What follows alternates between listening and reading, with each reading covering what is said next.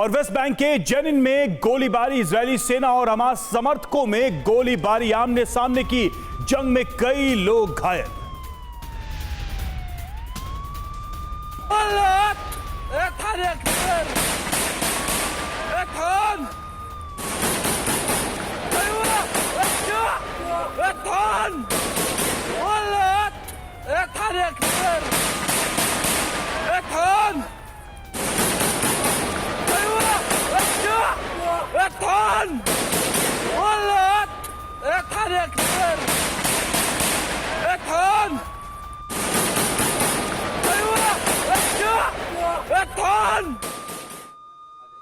और जंग के 46वें दिन इजरायल की बड़ी मुसीबत, 4 फ्रंट पर इजरायल को चुनौती।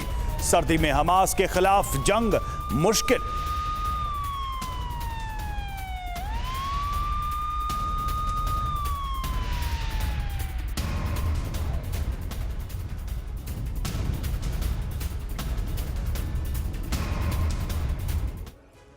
और देखिए, गाजा की जंग इजरायल के लिए इतनी आसान नहीं है, क्योंकि उसे अब चारों तरफ से चुनौतियां मिल रही हैं। अब उसे 4 मोर्चों पर हमास के साथ लड़ना है, जिसमें सबसे पहला नॉर्थ फ्रंट ऑपरेशन पर ठंड का असर यहां पर पड़ सकता है और इस वजह से यह ऑपरेशन मुश्किल साबित हो सकता है। गाजा फ्रंट की बात करें, हमास ठिकानों पर नियंत्रण अभी नहीं है, टोटल कंट्रोल नहीं है। यह ऑपरेशन अब मूव कर रहा है नॉर्थ से साउथ की तरफ। यमन फ्रंट की बात करें, हूती विद्रोहियों के लगातार हमले यहां पर चल रहे हैं और अभी यहां पर पूरी तरह से इजरायल ने हूती विद्रोहियों पर नियंत्रण करने के ऑपरेशन को लॉन्च नहीं किया है और बंधकों की रिहाई के किसी प्लान पर सहमति अभी तक नहीं बन पाई है। तो ये वो मुश्किलें हैं, ये वो फ्रंट्स हैं जहां पर इजरायल के सामने बड़ी चुनौतियां हैं। और इस बीच एक और अपडेट देखिए, लेबनान पर विध्वंसक बमबारी चल रही है।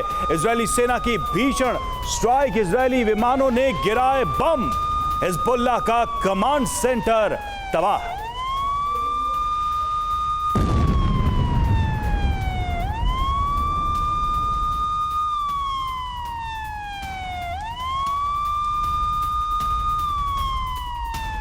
और उत्तर इजरायल में भीषण तबाही, हिजबुल्लाह के हमले से भारी नुकसान, बिरनित और बराम में कई घर खाक हुए। इजरायली सेना ने भी किया पलटवार।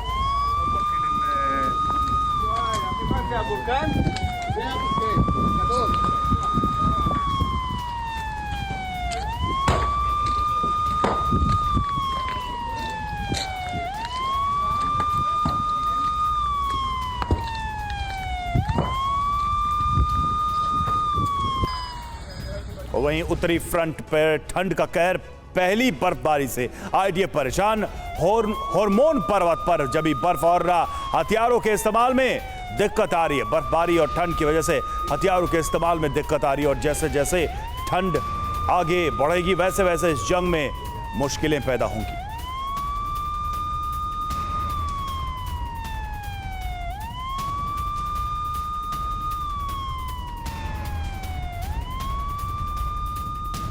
तो नॉर्थ फ्रंट पर सर्दी का साया, जी हां, मौसम की पहली बर्फ गिरी और हेमोन पर्वत पर यह बर्फ जमी है। पर्वत पर आईडीएफ की हेमोन ब्रिगेड मौजूद है। जंग के लिए 3 लाख सैनिक तैयार हैं और सैनिकों को विंटर गियर देना एक चुनौती है।